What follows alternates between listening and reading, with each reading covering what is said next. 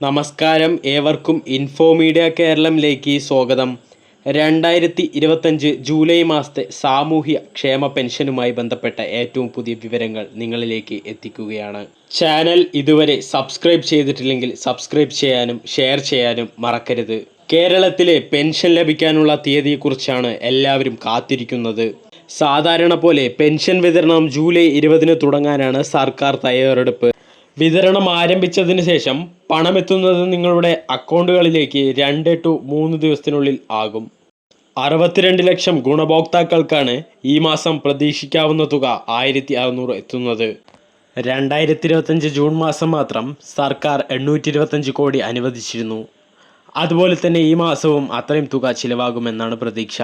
അതുപോലെ തന്നെ പെൻഷൻ തുകയുടെ വർധനവിനെ കുറിച്ചുള്ള തീരുമാനങ്ങളും സർക്കാർ എടുത്തിട്ടുണ്ടെന്ന് പല മാധ്യമങ്ങളും സൂചിപ്പിക്കുന്നുണ്ട്.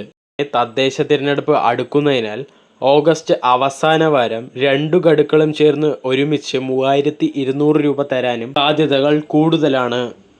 ഇങ്ങനെയുള്ള ഇൻഫോർമേറ്റീവ് വീഡിയോസിനായി ഈ ചാനൽ സബ്സ്ക്രൈബ് ചെയ്ത് സപ്പോർട്ട് ചെയ്യുക. താങ്ക്